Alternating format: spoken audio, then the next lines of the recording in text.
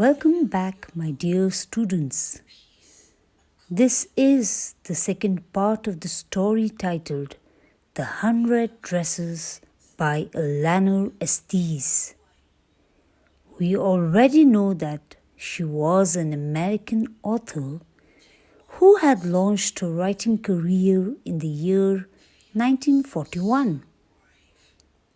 Her stories were a favorite among the young readers as it usually dealt with compassion, kindness, and standing up for what is right. As you must have seen, the story in part 1 revolved around Wanda, a poor Polish girl who was always questioned by her classmates, especially Peggy, on how many dresses she owned. Wanda was a loner who did not have actual friends in school, and so she sat at the last desk in the class. She always wore a blue faded dress, and she did not speak with anyone unnecessarily. We then saw that in the designing competition, she had won the first position for drawing 100 beautiful dresses. However, since she was absent, she could not see how much her entire classmates had actually loved her designs and were of full praises for her. Even girls like Peggy had actually been awestruck seeing her work, and that Peggy felt that Wanda was truly an amazing artist. So in case you have missed that video, the part 1 of this story, please make sure that you check that video in this YouTube channel. And now, let me narrate the second and final part of the story. So here it goes. The lesson begins with a letter received from Wanda's father informing the school about their moving to a big city where nobody would tease Wanda for her funny name as well as her appearance. After getting familiar with the content of the letter through the teacher, the whole class got stunned and realized their derogatory remarks and attitude towards Wanda. The entire class got tensed and they felt bad about Wanda. Maddie could not concentrate on her studies. She had a sick feeling. She felt that she was a coward and never stopped Peggy from making fun of Wanda. She wanted to meet Wanda and say that she had not meant to hurt her feelings. She made up her mind to go to her house and tell Wanda that she had won the contest and her 100 dresses were beautiful. When the school was over, Maddy and Peggy both went to the residence of Wanda at Boggin's Height to meet her. But by that time, they had already left, so their visit was fruitless. The Petrovskys were gone. How could they ever make amends? They turned slowly and made their way back down the hill. But that night, Maddy could not get to sleep. She thought about Wanda and her faded blue dress and the little house she had lived in. And she thought of the glowing picture those 100 dresses made, all lined up in the classroom. At last, Maddie sat up in bed and pressed her forehead tight in her hands and really thought. This was the hardest thinking she had ever done. After a long, long time, she reached an important conclusion. She was never going to stand by and say nothing again. If she ever heard anybody picking on someone because they were funny looking or because they had strange names, she would speak up. Even if it meant losing Peggy's friendship. She had no way of making things right with Wanda. But from now on, she would never make anybody else that unhappy again.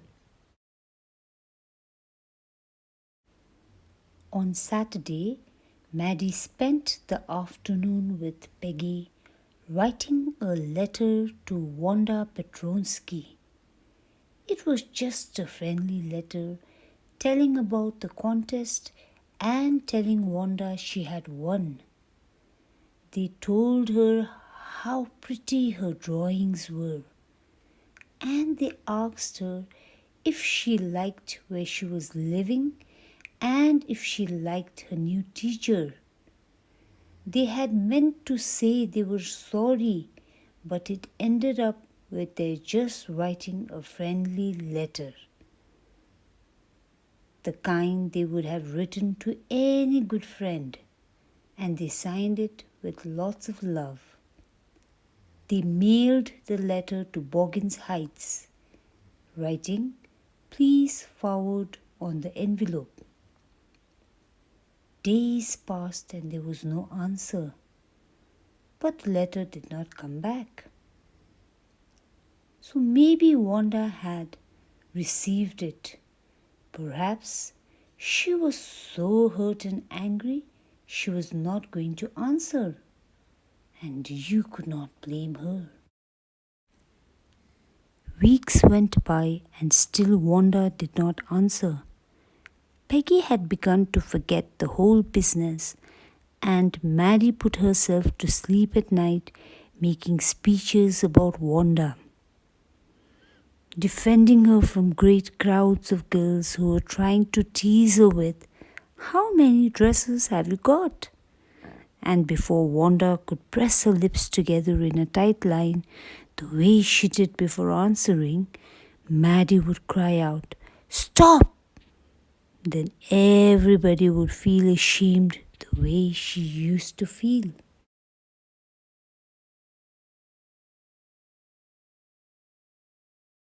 Now it was Christmas time and there was snow on the ground. Christmas bells and a small tree decorated the classroom. On the last day of school before the holidays, the teacher showed the class a letter she had received that morning. You remember Wanda Petrovsky, the gifted little artist who won the drawing contest? Well, she has written to me and I am glad to know where she lives because now I can send her the medal. I want to read her letter to you. The class sat up with a sudden interest and listened intently. Dear Miss Mason, how are you and room 13? Please tell the girls they can keep those 100 dresses because in my new house I have 100 new ones all lined up in my closet. I would like that girl Peggy to have the drawing of the green dress with the red trimming and her friend Maddy to have the blue one for Christmas. I miss that school and my new teacher does not equalize with you. Merry Christmas to you and everybody. Yours truly, Wanda Petrovsky. On the way home from school, Maddy and Peggy held their drawings very carefully. All the houses had wreaths and holly in the windows. Outside the grocery store, Hundreds of Christmas trees were stacked, and in the window, candy peppermint sticks and cornucopias of shiny transparent paper were strung. The air smelled like Christmas, and light shining everywhere reflected different colors on the snow. "Boy," said Peggy, "this shows she really likes us. It shows she got our letter, and this is a way of saying that everything's all right, and that's that." "I hope so," said Maddie sadly. She felt sad because she knew she would never see the little tight-lipped Polish girl again, and couldn't ever really make things right between them.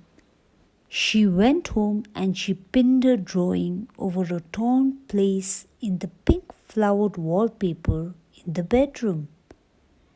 The shabby room came alive from the brilliancy of the colors. Maddie sat down on a bed and looked at the drawing. She had stood by and said nothing, but Wanda had been nice to her anyway. Tears blurred her eyes and she gazed for a long time at the picture. Then hastily she rubbed her eyes and studied it intently. The colors in the dress were so vivid that she had scarcely noticed the face and the head of the drawing. But it looked like her. Maddie, it really looked like her own mouth. Why, it really looked like her own self. Wanda had really drawn this for her. Excitedly, she ran over to Peggy's. "Peg," she said, "let me see your picture." "What's the matter?" asked Peggy, as they clattered up to her room where Wanda's drawing was lying face down on the bed. Maddie carefully raised it. "Look, she drew you. That's you," she exclaimed. And the head and the face of this picture did look like Peggy. "What did I say?" said Peggy. "She must have really liked us anyway." "Yes, she must have," agreed Maddie, and she blinked away the tears that came every time she thought of Wanda standing alone in that sunny spot in the schoolyard, looking stolidly over at the group of laughing girls after she had walked off, after she had said, "Sure, 100 of them all lined up."